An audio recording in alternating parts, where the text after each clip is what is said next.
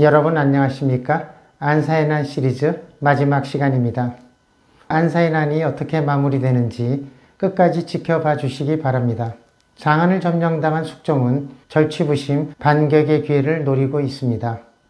과연 전략적인 열세를 극복하고 반전의 기회를 마련할 수 있을까요? 하남과 하북의 국민들이 연합해서 반군에 대항하기 시작했고 숙종도 반격의 기치를 들자 알록사는 초조해지기 시작합니다. 그는 400근이나 나가는 체중이어서 혼자서는 거동이 불가능하고 고혈압으로 인해서 이미 눈이 거의 실명 상태가 됩니다. 따라서 성질이 난폭해져서 부하들이 마음에 들지 않으면 죽이거나 매질을 합니다. 757년 정월 동성에게 권자를 빼앗길까봐 노심초사하던 안경선은 대신인 장엄의 후원 아래 아버지 알록산을 살해합니다. 안경선은 알록산의 시신을 장막 아래 크고 깊은 지하갱을 파서 아무도 모르게 묻어버립니다. 안경선은 즉위하자마자 장강과 해수 지역을 향해 대규모 공격을 감행합니다. 대운하의 강가에 위치한 수양을 함락하게 되면 반군이 강해로 진출할 수 있어서 당군의 식량과 보급을 끊을 수 있습니다. 숙종은 당장 반격의 전기가 없는 가운데 고군분투하고 있는 문관인 장순에게 기댈 수밖에 없습니다. 장순은 반군의 영호조가 양쪽에서 옹구를 협공한다는 소식을 듣고 옹구를 포기하고 영릉으로 옮겨가서 수양에 주둔하고 있던 태수와 병력을 합쳐서 영릉의 반군을 공격합니다. 757년 정월 안경선은 수양을 지키고 있는 장순의 관군을 섬멸하기로 결정하고 맹장인 유자기로 하여금 13명의 군대를 이끌고 수양을 공격합니다. 그런데 옹구와 수양의 관군은 다 합쳐서 6,000명 정도밖에 되지 않습니다. 음력정월에 관군이 공성전을 시도하는데 장순이 지휘 아래 여러 차례 공격을 막아냅니다. 7월이 되자 반군은 다시 병력을 모아 포위하고 버티게 되자 성 안에는 식량이 떨어지고 무기가 바닥이 납니다. 장순은 결사항전의 의지를 부하들에게 보여주기 위해서 자신의 부인을 삶아서 고기 국물을 내어 병사들에게 나누어줘 먹이게 합니다. 역사적으로 아주 끔찍한 유명한 사건입니다. 10월이 되자 중가부적인 상태에서 5,000명 이상의 병사들이 굶어 죽고 채 600여 명도 남지 않은 가운데 방어선이 붕괴됩니다. 대지에 연기가 자욱한 가운데 반군이 물밀듯이 성을 넘어오자 굶주림에 지친 관군은 300여일 버틴 끝에 전멸하게 됩니다. 그때로부터 1300여 년이 지나고 현재 상구 고성 남문에는 장순사를 세워서 그의 업적을 기리고 당시의 참상을 알리고 있습니다.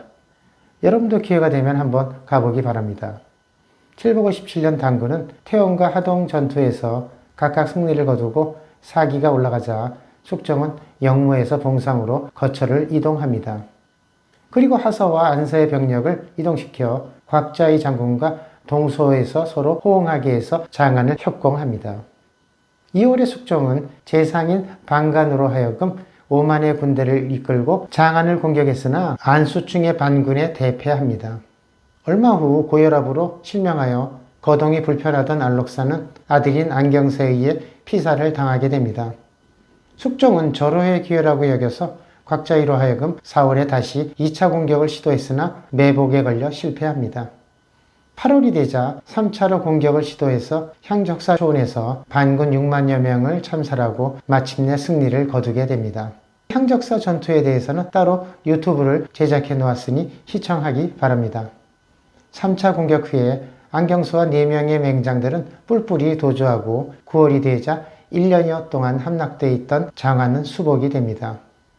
초조하게 소식을 기다리고 있던 숙종은 승리의 첩보를 듣고 울음을 터뜨렸다고 합니다.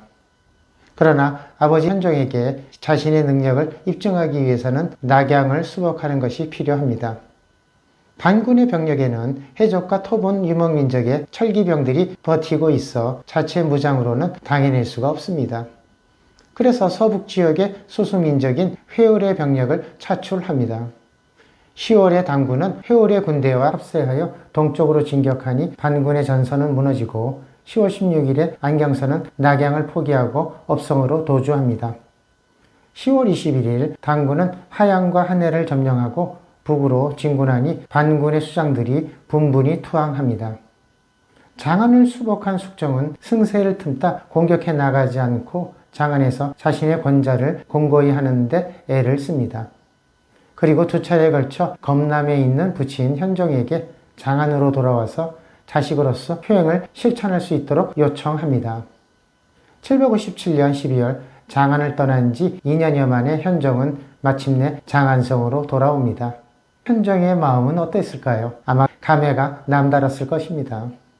이때 범양을 지키고 있던 사사명은 안경서가 패퇴하자 8만의 병력과 13개의 군을 바치면서 숙종에게 투항합니다. 숙종은 그를 귀양과 범양절도서에 임명하고 안경서의 잔당을 소탕하라고 명령합니다. 그런데 숙종은 그의 모략에 넘어가 사사명이 거짓으로 투항한 사실을 모르고 있습니다. 사사명은 투항하는 척하면서 자신에게 대한 경계심을 늦추고 안경서에게 타격을 주어 자신의 권력을 탈취하려는 계략입니다. 한편 이강필 장군은 사사명의 진영에 첩자를 심어두어서 그의 모반 증거를 수집하게 하는데 얼마 후에 발각이 됩니다. 사사명은 숙종에게 이광필 장군을 처단할 것을 요구하면서 만약 자신의 요구를 들어주지 않으면 반란을 하겠다고 협박합니다. 원래 모반의 계획이 있었지만 반란을 일으키기 위한 명분을 만든 것에 불과합니다. 758년 9월에 곽자이와 이사업이 이끄는 60만 명의 당군이 업성을 공격하는데 환관인 어조원에게 감독하게 하니 서로 미루고 포위만 하고 지체합니다. 그러는 사이에 안경서는 사사명에게 구원을 요청하는데 사사명이 13몇 명의 군대를 이끌고 가서 광군은 대패하고 사방으로 흩어집니다. 두보의 석홀이 신안리에서 끌려나간 젊은이와 노인들이 모두 이곳에서 전사합니다. 조정의 전략 실패로 인해서 무고한 백성들이 수십만이 죽어나가는 꼴이 됩니다. 신안리 시를 보면 우리 군대가 업석을 공격한다기에 아침 저녁으로 평정되기를 바랐는데 도적들이 강할 줄 어찌 생각이나 했겠는가. 패하여 돌아오는 군사가 별처럼 흩어져 진영을 두네. 악은 취상주한데 일석망기평이라. 기이 적 난료리요 귀군 성산영이라. 광군이 상주를 공격하다가 사사명의 군대에 반격을 당하여 별처럼 흩어져 도망가고 있다고 묘사하고 있습니다. 그러자 화가 난 숙종은 곽자의 장군을 소환하고 대신 이광필 장군에게 2만의 군사를 주어 낙양을 지키게 합니다. 이광필 장군은 낙양성을 지키기 어렵다고 판단하여 하양상으로 옮겨 일전을 준비합니다. 그러는 사이에 사사명이 10여 명의 군대를 이끌고 낙양성을 점령합니다. 그리고 위주를 공격하여 승첩을 올리고 진군을 멈춥니다. 사사명은 안경서가 권력을 이양해 주겠다는 말을 믿지 않고 업성에서 밖으로 끌어내어 죽이려고 합니다. 안경서가 성 밖으로 나오자 사사명이 너는 양경을 잃은 대역죄인이요 부친을 살해한 무도한 자이니 천지가 용납하지 않을 것이다 라고 소리치면서 그 자리에서 죽여버립니다. 안경서는 결국 권력 다툼의 희생양이 됩니다. 759년 정월에 사사명은 위주에 단을 쌓고 하늘에 제사 지내고 스스로 대성연왕으로 등극합니다. 761년 3월 난폭한 사사명도 알럭산과 같은 운명에 처하게 됩니다. 알럭산이 후계자 문제로 아들과 갈등이 있었던 것처럼 사사명도 똑같은 경우로 아들인 사조이에 의해서 살해를 당합니다. 사조이는 낙양에서 등극한 후에 반군의 수장들에게 함께 성군을 향해 공격할 것을 명령하지만 권력 다툼에 지친 반군의 수장들이 출정하지 않습니다. 숙종은 낙양을 탈환할 절호의 기회라고 여기는 사이에 뜻밖의 현종인 이윤기가 붕어하였고 다시 12여일 후에 갑자기 숙종인 이형도 세상을 떠나게 됩니다. 그러자 태자인 이해가 황희를 계승하니 당대종입니다. 762년 10월에 당군은 세 길로 나누어서 낙양을 공격하니 사조이는 10만의 정병을 파견해서 망산 아래에서 격전을 벌이는데 당군에 의해 6만여 명이 살해되고 2만여 명이 생포됩니다. 그러자 사조이는 수백 명의 기병을 이끌고 하북으로 도주합니다. 복고 회원이 군대를 이끌고 추격해서 변주, 위주 등에서 사조이 군대를 대파합니다. 763년 2월 사조이는 자신의 본거지인 범양에 도착하였고 그리고 다시 거란으로 도망가는 도중에 배신한 범령절도서에 의해 붙잡혀서 자살을 하게 됩니다. 이로 인하여 7년 2개월간 끌던 안사의 난은 드디어 끝이 납니다. 여러분 화면을 보기 바랍니다. 757년 1월 안경서가 안록산을 살해, 759년 3월 사사명이 안경서를 살해, 761년 4월 사조이가 사사명을 살해. 이상의 기록을 보면 2년 간격으로 부자지간 혹은 동맹 사이에 모반이 발생한 것을 알 수 있습니다. 반군의 다른 장수들도 지도부의 권력 다툼에 더 이상 신뢰할 수 없어서 각자 도생을 도모하니 전쟁에서 승리할 수가 없습니다. 안세의 난은 권력 내부의 분란과 탐욕으로 인해 스스로 무너져 내린 것이나 다름없습니다. 우리가 역사의 교훈을 통해 배울 점이 많다고 생각합니다. 이상으로 안세의 난 시리즈 마치도록 하겠습니다.